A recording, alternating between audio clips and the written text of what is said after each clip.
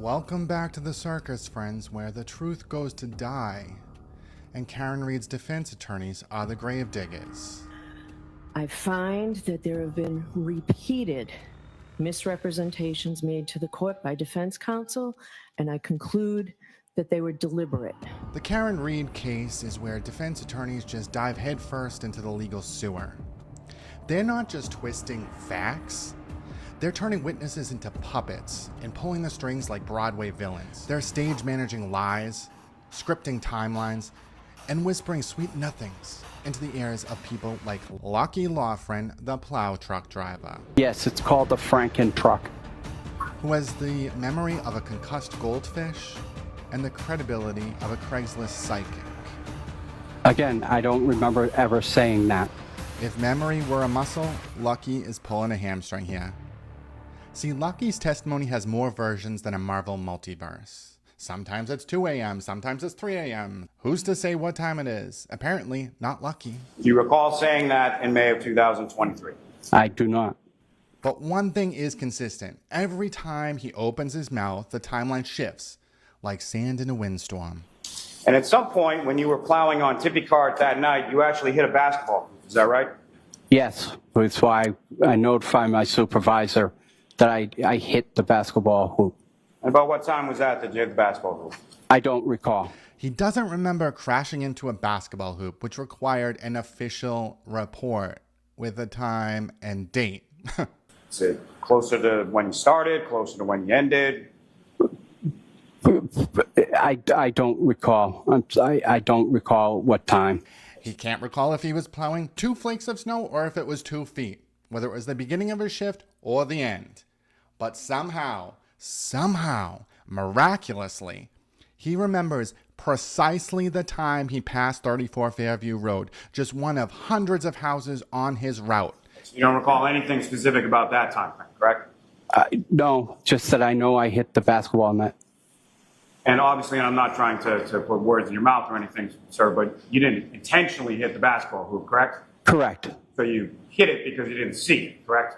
But doesn't remember the time when he had to report a collision to his supervisor? Does that make sense to you? So buckle up, because we're going to get into the Lucky Lafren multiverse and try to figure out what actually happened, what he actually saw, based on all the different statements he made. And we have dash cam. So we do know where he was at one point in time. Let's see if it correlates with any of his testimony at all. So Lucky Lafren originally made statements in May of 2023 to the feds. At that point in time, he recalled getting called in at midnight and saw a car outside of the Albert's house at 2 a.m. If that was contained within a report regarding that conversation in May of 2023, that you went past Fairview Road or went down Fairview Road at 12 a.m. and 2 a.m., that would not be accurate, correct? Objection. Sustained, asked it differently. Did you go down Fairview Road at 12 a.m. and 2 a.m.? No. Now, as far as that conversation that you had in May of 2023, did you tell those individuals that you saw the vehicle around 1:30 or 2 in the morning? Again, I don't remember ever saying that. Is that accurate as far as whether or not you told them that? Again, I don't remember saying that. And then he said the road is blocked off by emergency vehicles by 3:30 a.m. Recall telling those individuals that Fairview Road was blocked off by cruisers at about 3 or 3:30 in the morning. Again, that would have been incorrect. Do you recall saying that in May of 2023? I do not. Lucky Lafren thing. Because I saw people in the comments feeling bad for this guy. I fucking hate this piece of shit. This guy's an asshole. Fuck Lucky Lafren. This is the most important witness in this whole fucking thing. But like, oh, his wife died. Okay, I'm sorry your wife died. Sorry. But you don't get to play the victim card and obstruct justice. Lucky Lafren is a useless fucking towny piece of shit. August of 2023, he was interviewed by state troopers. And at that point, the timeline had shifted dramatically. What time was it, to your best estimate, in terms of when you would have approached Fairview and Cedar Crest again? 3:15 to 3:30. All right. You know, this version of his testimony was clearly curated by the defense team. God's little gremlins. When you approach that intersection again, are you approaching it such that Fairview would be on your left or your right this time? On my left. Went all the way to the end of Cedar Crest. Correct. Same thing you did the first time. Correct. And then you come back up. Correct. Is Fairview on your right or your left at that time? It would be on my right. And did you take that right? Yes, I did. What, if anything, unusual did you see at that time? At that point, I saw a Ford Edge on the side of the road Where was it parked on the side of the road? in front of the Albert's house, Where in front of the Albert's house? by the flagpole. Now, you told this Paul individual on February 15th that the SUV that you saw was exactly where Mr. O'Keefe's body was found, correct? Correct. How do you know where his body was found? I told him specifically if he was looking at the door, the front door, it was about 3 feet to the left of the door. And with To the left of the door? looking at the front of the door to the left of the door, pushing it up Fairview. So if he wrote in his report that you told him that the vehicle was exactly where the body was found, that would not be true? Objection. No, I'll allow that. Could you repeat that question, please? If he wrote in his report that you told him that the SUV was exactly where the body was found, that would not be true, would it not? That would be true.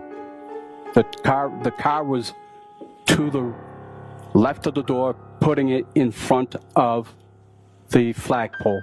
My question for you, sir, is how do you know where Mr. O'Keefe's body was found? At any point in time, did you see Mr. O'Keefe's body on the front lawn? No. So how do you know where Mr. O'Keefe's body was found? Through police reports, police interviews, stuff that was posted on the media. So you've seen police reports in the media? Well, not the police reports, I'm sorry, but what was said during on the news. Now, what color was this SUV that you saw? I can't tell you that. I am colorblind. And so from what you saw, was this light or dark? Light. So he showed me what was a Ford Edge, but I had already told him it was a Ford Edge. So he brought you out to the parking lot at the skating rink that you were meeting at, specifically showed you a Ford Edge and asked you if that was the vehicle. Correct. How long did it take you before you came back to that area to plow again? About 3 hours. David Yannetti coached him clearly and walked him through the timeline. The problem is, we have a dash cam. Approximately, if it was 3:15 to 3:30, that second time, what would be your best estimate of the time when you came back? I would say if I had to say, it would have been 5:30 up Fairview. Okay. And came back down, and then at that point I wasn't able to go further than Carriage Lane. Okay. As I'm going up, I am actually seeing first responders, and at that point, as I'm coming back down, the road's blocked at that point. So Lucky Lafren states that around 5:30 a.m. he went up Fairview, past the house, didn't see a body, never saw a body. So that would have been around, 6:15 is when the cavalry got there. The first responder got there around 6:09, 6:10. So he specifically recalls that's what happened that morning on Fairview. He went by the house, emergency vehicles were driving towards him, and then when he came back down Fairview, the road was blocked by emergency vehicles. But we know this isn't true at all, because we see him on the video at 6:10 a.m. We see Lucky Lafren. Lucky Lafren at 6:10 a.m. So no, he didn't drive down Fairview Road. He wasn't blocked at the other end of Fairview Road by emergency vehicles because he's passing on Cedar Crest at 6:10 a.m. And this aligns more with the version of him seeing a Ford Edge parked out front. because he was coming from Cedar Crest. He saw a Ford Edge. And Kerry Roberts has the Ford Explorer. Does Lucky Lafren just not remember anything at all? But we know from his interview that he does watch Turtle Boy, and Turtle Boy was pressuring him to testify, calling him a coward. He wrote multiple blogs. He recorded multiple videos calling him out. I don't think Lucky Lafren remembers anything.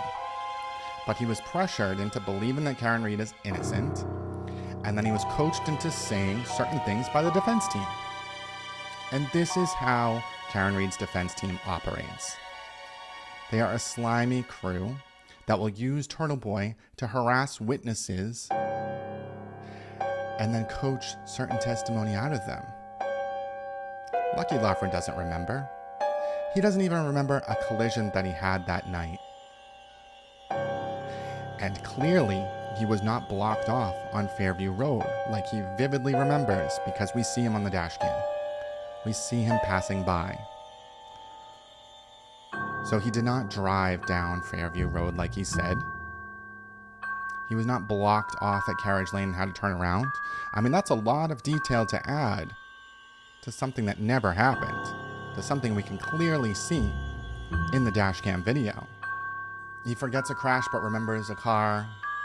That's like forgetting you committed arson but remembering the color of the lighter, and yet his warped recollection are the backbone of a defense trying to pin this on Colin Albert. If the road's blocked off at 6 a.m., then that actually would have been you saw a car sometime around 5 a.m., correct? Objection. Sustained. Sure you didn't see a black Lexus SUV in front of the house at 34 Fairview Road around 5 a.m.? No. And the problem is, the Ford Edge that he recalls seeing is a light color. The Alberts owned a black Ford Edge, but the defense is clearly coaching him into this story. Because if Lucky Lafren testifies again, we might get a new plot twist, a new timestamp, or maybe a weather report from Narnia. Because in this case, the truth isn't just buried. It's been plowed under, paved over, and set on fire by attorneys who'd rather win than do what's right. And Karen Read's supporters were saying, Lucky Lafren's testimony, that's what proves she's innocent. They raised money for him and did all these illegal things to pressure a witness into saying what they wanted.